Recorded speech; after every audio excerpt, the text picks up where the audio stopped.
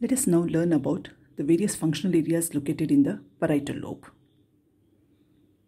Let us begin with the primary somatosensory cortex or primary somesthetic area, otherwise labeled as S1. This is located in the postcentral gyrus with Brodmann areas numbered 3A, 3B, 1 and 2, commonly referred as area 312. Now this postcentral gyrus is made up of granular type of cortex, that is, it has got predominantly granular cells and very few pyramidal cells. The area 3B receives cutaneous input. Areas 3A and 2 will receive the proprioceptive input, and area 1 receives input from both skin as well as proprioceptive information. Coming to various fiber bundles with which it communicates, the input will be mainly the projection fibers will reach it through the ventral posterolateral nucleus and ventral posteromedial nucleus. If you remember, these are the nuclei which will be receiving the fibers of medial lemniscus, spinal lemniscus and trigeminal lemniscus. So therefore they are carrying touch and pressure, tactile discrimination, localization, vibration and proprioception sensation from the contralateral half of the body, as well as pain and temperature sensation from contralateral half of the body, including head region. So these are the main input fibers to the postcentral gyrus. This is the highest center where the sensations are perceived. In addition, it will receive association fibers from other sensory and motor areas. Commissural fibers will be connecting to the contralateral cortex of the same area as well as to motor areas. Main output is to the putamen, that is corticostriate fibers.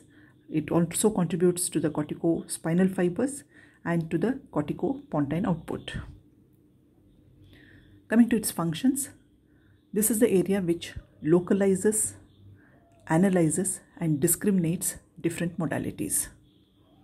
So this is the highest center for perceiving general senses, including pain and temperature. So it helps in localizing where the sensation is arising from, what type of sensation it is that is analyzing, as well as in two-point discrimination. It has corticospinal output. So some of the fibers which start from here will also form the part of the corticospinal tract fibers. Now they have a different role. They help in enhancing activity in the dorsal column whenever a person is engaged in exploratory activities. They also help in suppressing the activity in the lateral spinothalamic tract whenever his person is undergoing vigorous exercises or he is running for his life. That is the time when pain is getting suppressed so that the person continues to do the activity. Within this postcentral gyrus, different body parts are represented in a particular fashion known as sensory homunculus. Similar to motor homunculus, again, the body areas are so arranged as though the body is hung upside down at the level of superomedial border. The superomedial border coincides with the knee region. Leg, feet or the foot of the contralateral side and the external genitalia are represented on the medial surface. The rest of the body is hung upside down. So we have thigh, trunk region, neck, shoulder and arm, forearm, and then we have the hand region and finally the head region along with tongue, larynx and pharynx. Again, similar to motor homunculus, it's not the size of the body part which gets the larger part of representation in the cortex, but it is the area which has maximum sensory input. So hand, especially the index and the thumb fingers, lips and the tongue have a larger areas of representation compared to other areas. Coming to the next sensory area, that is the secondary sensory area or secondary sensory cortex, labeled as S2. Now that is located along the upper lip of the posterior ramus of the lateral sulcus, similar to the secondary motor area. Only thing is the motor area was along the upper lip in continuation with the precentral gyrus. Now this area will be in continuation with the postcentral gyrus. Within this area, the body representation is such that leg is represented in the posterior part and the face in the anterior portion. The secondary sensory cortex again receives input from both ventral posterolateral and ventral posteromedial nucleus and communicates with the other sensory cortex, sensory areas through association fibers and commissural fibers with the contralateral similar areas. Main output is to the corticospinal tract as well as to the trigeminal nuclei. Some fibers will also reach periaqueductal gray. So what's the function of this area? It responds to brush strokes and tapping and also the hair movement. And this area is relatively more sensitive to pain sensation. Then we have area number 5, that is sensory association area. It's located in the anterior part of the superior parietal lobule. Again, the inputs, both projection as well as the association and commissural fibers, are similar to the sensory input of the other areas, but mainly it will be receiving input from the S1 area. Output, again, it contributes to the corticospinal tract fibers and also sense fibers to other various areas within the cortex. What is its function?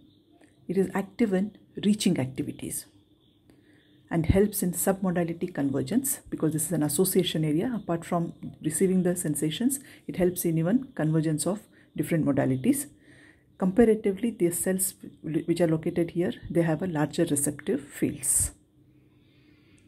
Then we have area 7B, which is located in the posterior-most part of the superior parietal lobule. This is again a sensory association area, but predominantly it receives input from the pulvinar part of the thalamus. Association fibers again with the S1 as well as S2, and also from area number 5. Commissural fibers to the contralateral similar areas. Main output, again it sends fibers to the corticospinal tract and the various other sensory areas which we had seen earlier. What is its function? This has a sensory memory store. So area helps in stereognosis. What is stereognosis? When you give a familiar object to a person, even when the person is closing his eyes, just by feeling the texture, size and shape of the object, he or she can identify that object. So identifying the object based on texture or size and shape, that is by feeling it, that is called as stereognosis. So area 7B is involved in stereognosis. Now between area 5 and area 7B in the superior parietal lobule, we have area 7A. This has got nothing to do with somesthetic pathway. Instead, it's a visual area. Its main input come from medial pulvinar and intralaminar nuclei, and of course its association input is from the occipital and temporal lobes, where the information is coming from the visual areas. It also communicates with frontal eye field, and main output is again back to the pulvinar. What is its function? It acts as a part of the dorsal visual pathway for spatial vision. That is what we call as Weir visual pathway. So here this area is active in identifying the movement of any object in the visual field, or to locate a particular object within the visual field. So that's what we call as Weir visual pathway. So it is locating an object as well as following it along its path of movement. So area 7A is active in those functions. Now coming to the inferior parietal lobule, we have two gyri there. The supramarginal gyrus, or area number 40, is located around the posterior upturned end of the posterior ramus of lateral sulcus. The function of this area is it helps in perception as well as recognition of general senses. It's a higher association area for somatosensory function, and it also forms part of the Wernicke's sensory speech area. Any lesion to this area will result in personal hemi-neglect on the contralateral side. That is, patient will neglect the other contralateral half of the body. The second gyrus on the inferior parietal lobule is the angular gyrus, that is area number 39. Function of this is it's a higher association area for vision. It helps in comprehending visual symbols, so acts as a reading center. Again, it forms a part of Wernicke's sensory speech area. Lesion to this area will result in extracorporeal hemi-neglect. Supramarginal gyrus will lesion to supramarginal gyrus will result in hemi-neglect of one's own body, whereas this one will be hemi-neglect of the contralateral visual field. So it can be half of the face of the clock, half of the road or roadside structures, or it can be half of the map. So anything which a person is seeing, that portion, one contralateral half will be neglected. If there is lesion to the left side angular gyrus, that will also result in alexia and agraphia, because angular gyrus is known as a reading center. So a person will be unable to read and also unable to write.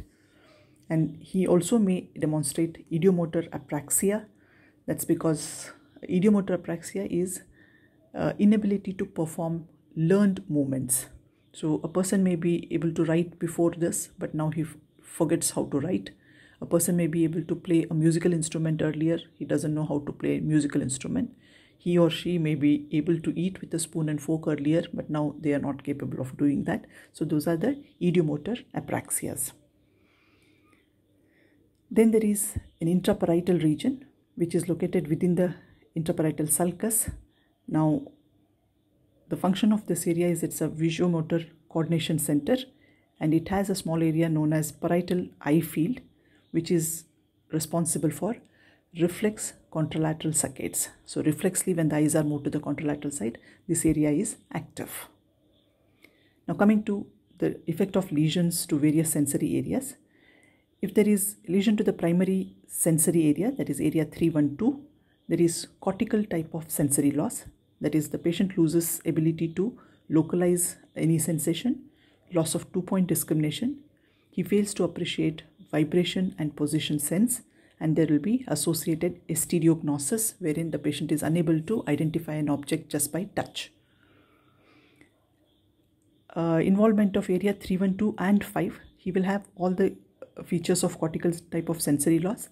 In addition, the patient has inaccurate reaching.